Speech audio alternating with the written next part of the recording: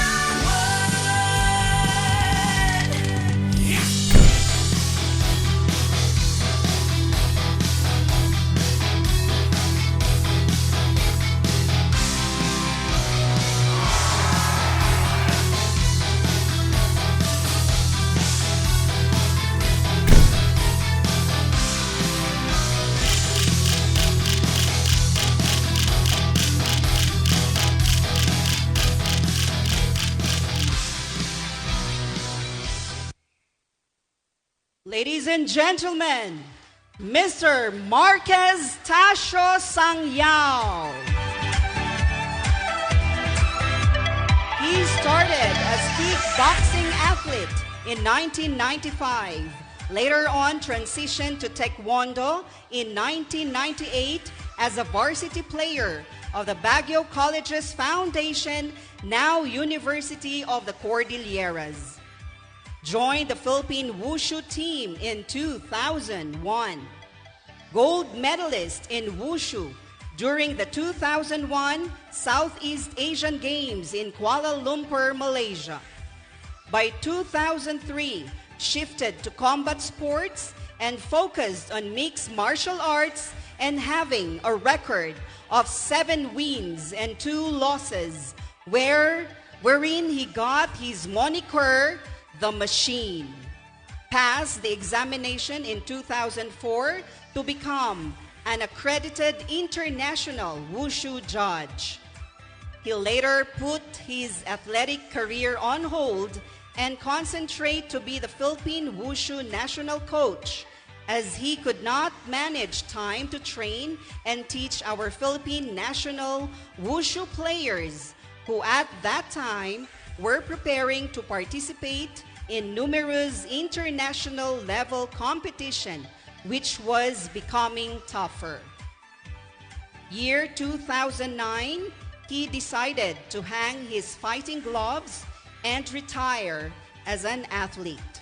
Currently, he is the CEO and head coach of Team Lakay. Ladies and gentlemen, with his beautiful family, Marquez Tasho Sangyao.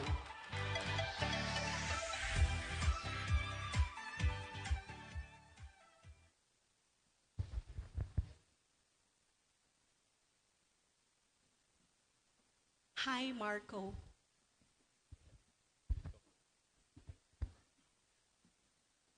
Good evening, everyone.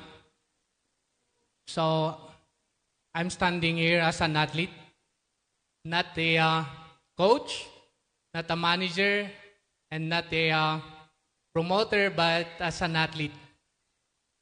Kung nakarod tayo nga, ni apay, buyak lang di labang ko idikat ni, tatak lang nag-nervyos nga buyak. Apay nga di lumablaban na kathamat. Anyways, first of all, I would like to thank the Almighty God for where I am now.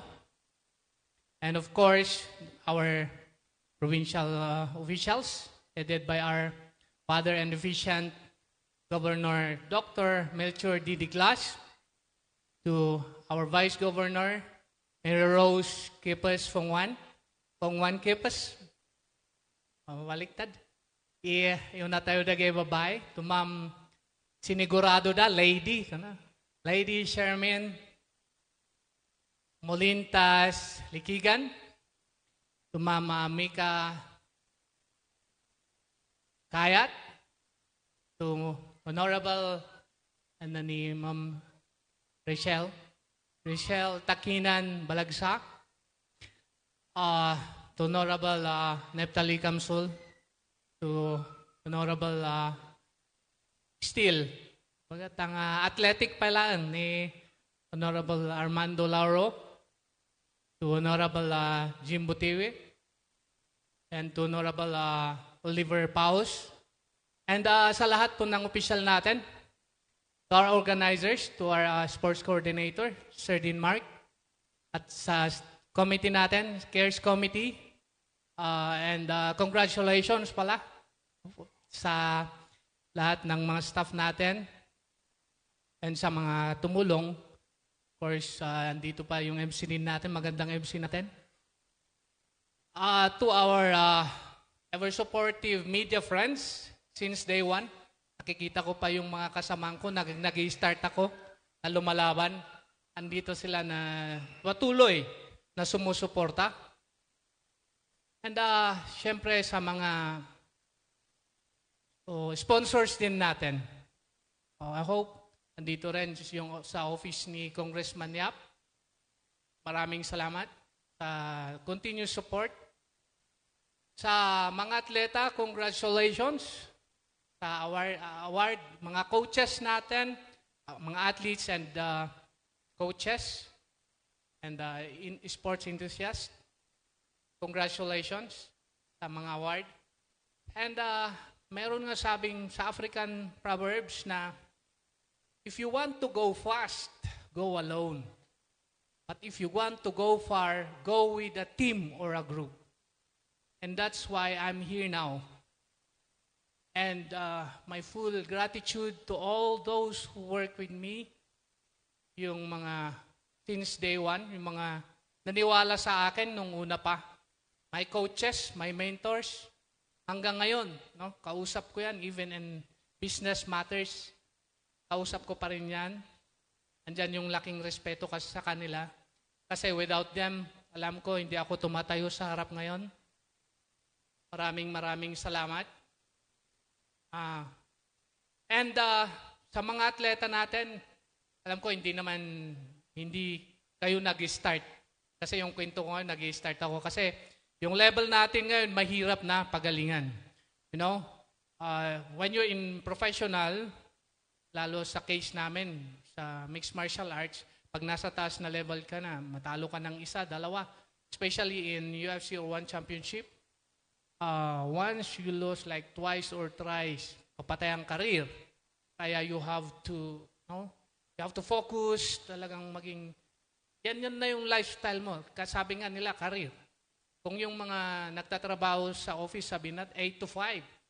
No? Sa atin, we have to be professionals. Like other athletes abroad, mga first world country, yan na yung ginagawa nila. No? Kaya nag-i-excel sila. No? Kasi nung ako nag-start, in my first fight sa kickboxing, nasabi naman yung mga nag-start ako, nung lumalaban ako, natalo ako ng first fight ko. Yung sabi ng coach ko noon, si late Master Felix Sagayas, sabi niya noon, matalo ka pa ng isa, los. Pangalawang laban ko, talo pa rin ako. Yung pangatlo, matatalo ka pa dyan, los halos. Pero matigas yung ulo ko. Hindi katigasan in positive way. No? So, naging consistent ako sa training, kahit umuwi ko sa gabi, which I'm thankful na nabalance ko yung studies ko. I graduated criminology, BS criminology. So, happen lang na hindi ko pre-practice. Pero, yun yung pasalamat ko kasi natapos ko yung pag-aaral ko tapos nag-excel naman dito ako sa sports ko.